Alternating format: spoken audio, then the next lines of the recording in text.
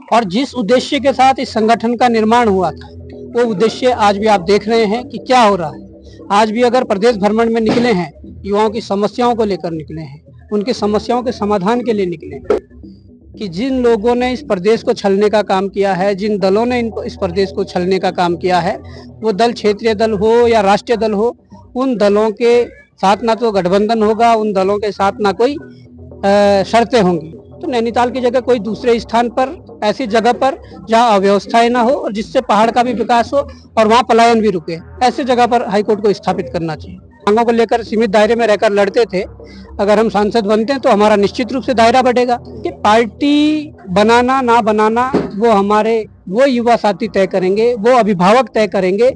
सच्चाई है, 8 मुकदमे हैं, सारे फर्जी मुकदमे हैं। अगर इतने सच्चे मुकदमे हैं तो हमें जेल के अंदर भेजें। नमस्कार दोस्तों, आप देख रहे हैं प्रतिपक्ष संवाद। मैं दीपक जोशी और आज आप जिस चेहरे को देख रहे हैं यह कोई आम चेहरा नहीं है। आजकल गर्मी उत्तराखंड में खूब हो रही है, लेकिन उत्तराखंड की राजनीति में लोकसभा के चुनाव में सबसे ज्यादा गर्मी किसी युवा ने पैदा की तो वही चेहरा बॉबी पवार इस समय हमारे साथ मौजूद है। तो इनसे बात करते हैं, कुछ प्रश्नों के जवाब देते हैं और जानते हैं कि उत्तराखंड में इस बार के चुनाव में क्या कुछ परिवर्तन होने वाला है। बॉबी भाई, पहले तो बहुत बहुत स्वागत आपका। बहुत बहुत धन्यवाद आपका। पहला सवाल तो यही होगा, युवाओं ने आपको बड़ा समर्थन दिया है इस बार, लेकिन कितनी उम्मीद है आपको इस बार, क्योंकि आपके सामने जो प्रत्याशी थे महारानी थे और उनके पास उत्तराखंड में सबसे ज्यादा पैसा था चुनाव लड़ने के लिए, और दूसरी तरफ आप कैसे जीतेंगे चुनाव? देखिए, मैं धन्यवाद करना चाहूंगा आपका। और जिस प्रकार से आपने चुनाव की बात कही तो युवाओं ने सहयोग किया, अभिभावकों ने सहयोग किया, राज्य आंदोलनकारियों ने सहयोग किया, उत्तराखंड के क्षेत्रीय दल उन लोगों ने सहयोग किया और पूर्व सैनिकों ने सहयोग किया, अधिवक्ताओं ने सहयोग किया। मैं कैसे कह सकता हूं कि हमारे किस तबके ने सहयोग नहीं किया? इस चुनाव में गढ़वाल से लेकर कुमाऊं तक के लोगों ने सहयोग किया। तो इसलिए आज ये कार्यक्रम करने भी हम आए हैं। मैं ये कहना चाहता हूँ, महारानी के पास भले यथा संपत्ति हो, परंतु ये कहना चाहता हूं कि जिन मुद्दों की बात हमने की, जिन मुद्दों को हमने उठाया, जनता ने उन मुद्दों से वास्ता रखा और जनता उन मुद्दों को चाहती थी। हम लोगों ने प्रमुखता से इस उत्तराखंड में शिक्षा का मुद्दा, स्वास्थ्य का मुद्दा, इस उत्तराखंड के अस्तित्व को बचाने के लिए जल जंगल जमीन का जो मुद्दा था, रोजगार का मुद्दा था, भ्रष्टाचार का मुद्दा था, उन मुद्दों पर हमने बात की और जनता का भरपूर सहयोग मिला। बिल्कुल, जैसा कि आपको पता है कि आप चुनाव बड़े समर्थन आपके में रहे, युवाओं का समर्थन रहा, लेकिन कुछ युवा ये भी कह रहे थे कि बेरोजगार संघ की स्थापना बेरोजगारों के हितों की बात के लिए की गई थी, लेकिन धीरे धीरे ये राजनीतिक संगठन के रूप में तब्दील हो गया और इसका इस्तेमाल अपनी राजनीति चमकाने के लिए किया जाने लगा है। देखिए, बेरोजगार संघ ना तो राजनीतिक संगठन बना है और ना भविष्य में बनेगा। अगर बॉबी पवार ने चुनाव लड़ा है तो वो निर्दलीय रूप से लड़ा है और जिस दिन कोई ऐसी चीज होगी उस दिन संगठन को अलग करके बॉबी पवार आगे जाएगा। संगठन में और लोग हैं जो संगठन के लिए काम कर रहे हैं और जिस उद्देश्य के साथ इस संगठन का निर्माण हुआ था वो उद्देश्य आज भी आप देख रहे हैं कि क्या हो रहा है। आज भी अगर प्रदेश भ्रमण में निकले हैं, युवाओं की समस्याओं को लेकर निकले हैं, उनकी समस्याओं के समाधान के लिए निकले। आप ये बता दीजिए कि क्या राजनीति करना गलत है? राजनीति करना का मतलब क्या है? अगर किसी ने रोजगार की बात कर दी, हम अगर प्रभावी तरीके से अपने उस राजनीतिक मंच से उस बात को रख सकते हैं तो उसमें क्या गलत थे? अगर हम नामांकन नहीं करते, अगर हम चुनाव नहीं लड़ते तो पूरे आचार संहिता के 3 महीने में हमें घर पे बैठना रहना पड़ता, और अगर हम बाहर निकलते तो इस प्रकार की तानाशाही, आचार संहिता के उल्लंघन का हवाला देते हुए हमें हमारे ऊपर धाराएं लगा दी जाती। पर हमने जब नामांकन किया तो हमें खुले मन से हमें आजादी मिली कि हमने अपनी रोजगार की बात को कहा, हमने भ्रष्टाचार पर प्रहार किया, हम लोगों ने इस उत्तराखंड के मुद्दों की बात की, तब जाकर हमें वो स्वतंत्रता मिली। वो जरूरी भी था। बिल्कुल, अगर आप जीत जाते हैं तो युवाओं को कैसे बताएंगे कि आप किसी पार्टी में नहीं जाएंगे? क्योंकि ज्यादातर उत्तराखंड में देखा गया है जितने भी नेता बनते हैं पहले बड़ी अच्छी अच्छी बातें करते हैं, मंचों से भाषण देते हैं, फिर वे बीजेपी या कांग्रेस किसी भी पार्टी में चले जाते हैं।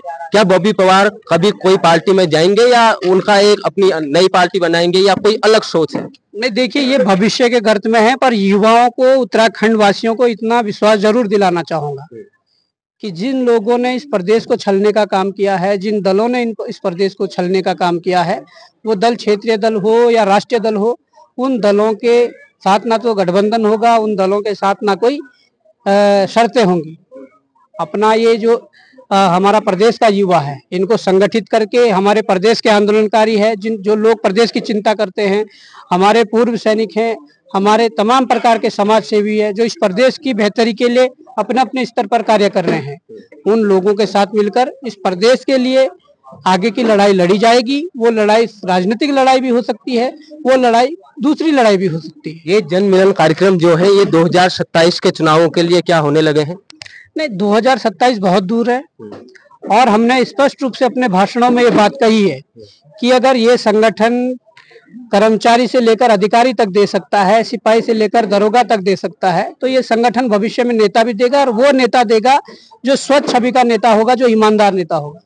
आपसे जानना चाहूंगा, आप गढ़वाल से आते हैं, जौनसार से आते हैं और यहाँ गढ़वाल और कुमाऊं में अभी भी मतभेद रहते हैं, लेकिन गढ़वाल के बाद आप कुमाऊं के भ्रमण में हैं, होना चाहिए और उत्तराखंड एक है तो ये नहीं होना चाहिए, लेकिन हाईकोर्ट को लेकर बड़ी आजकल विवाद की स्थिति बनी हुई है।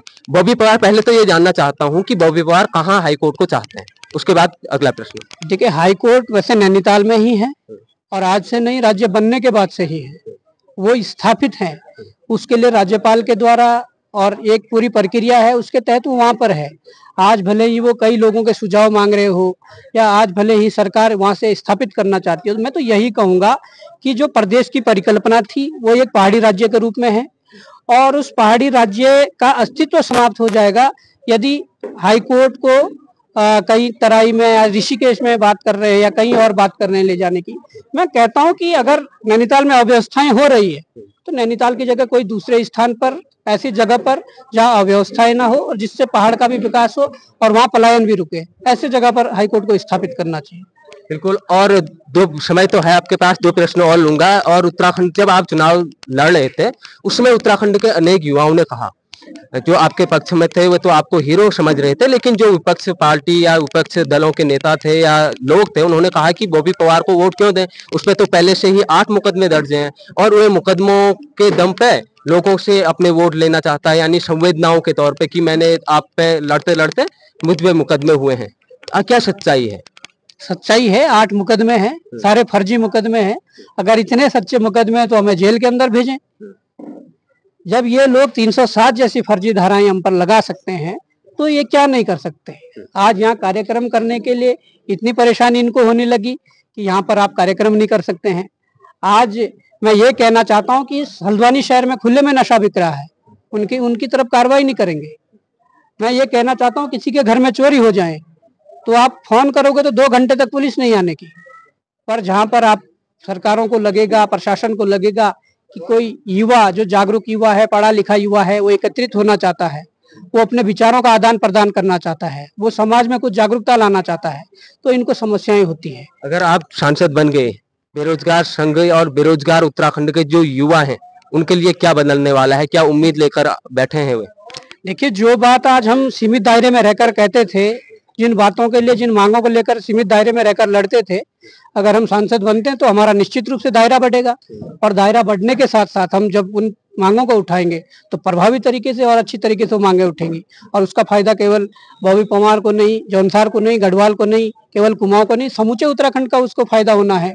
तमाम उन युवाओं को फायदा होना है जो रोजगार की चाह रखता है, तमाम उन युवाओं को वो फायदा होना है जो भ्रष्टाचार पर प्रहार करना चाहता है।